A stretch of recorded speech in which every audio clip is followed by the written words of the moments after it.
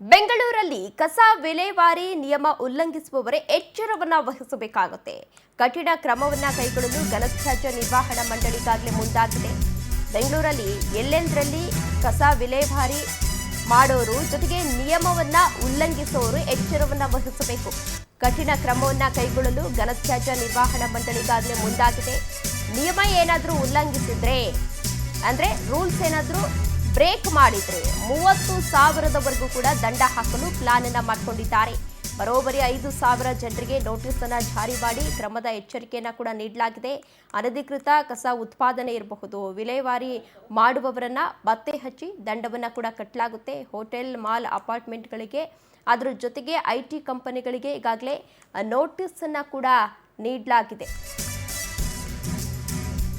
ತ್ಯಾಜ್ಯ ಸಂಸ್ಕರಿಸಿ ಅಥವಾ ಅಧಿಕೃತ ವೆಂಡರ್ ಸಂಸ್ಥೆಗೆ ನೀಡಬೇಕು.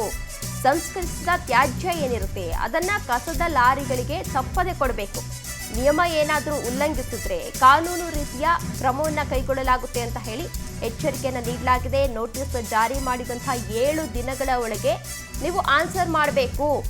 ಮೊದಲ ಬಾರಿ ನಿಯಮ ಉಲ್ಲಂಘಿಸಿದ್ರೆ 15,000 ದಂಡ ಬೀಳುತ್ತೆ.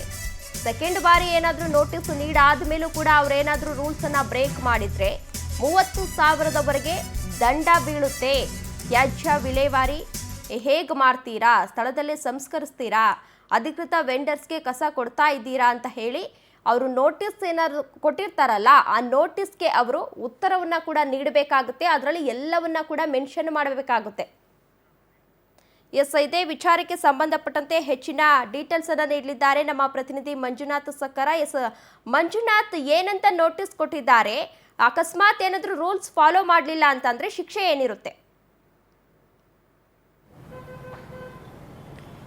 ತೇಜಸ್ವಿನಿ, ಬೆಂಗಳೂರು ನಗರದಲ್ಲಿ ಘನತ್ಯಾಜ್ಯ ನಿರ್ವಹಣೆ ಅಂದ್ರೆ ಏನು ಒಂದು ಕಸ ವಿಲೇವಾರಿ ಇದೆ, ಅಧಿಕಾರಿಗಳಿಗೆ ಸಾಕಷ್ಟು ದೊಡ್ಡ ಮಟ್ಟದಲ್ಲಿ ತಲೆನೋವು ತರಿಸಿರುವಂಥದ್ದು. ಯಾಕಂದರೆ ಈ ಹಿಂದೆ ಕೂಡ ಯಾರು ರಸ್ತೆ ಬದಿಯಲ್ಲಿ ಕಸವನ್ನು ಸುರಿತಾರೆ ಅಂಥವ್ರಿಗೆ ಮತ್ತೆ ಅವರ ಮನೆ ಮುಂದೆ ಹೋಗಿ ಕಸವನ್ನು ಹಾಕುವಂಥ ಕೆಲಸವನ್ನು ಕೂಡ ಮಾಡಿತ್ತು. ಸೊ ಆದರೆ ಎಲ್ಲೋ ಒಂದು ಕಡೆ ಅನಧಿಕೃತವಾಗಿ ಸಾಕಷ್ಟು ಕಸ ಕೂಡ ರಸ್ತೆ ಬದಿಯಲ್ಲಿ ಬರ್ತಾ ಇತ್ತು.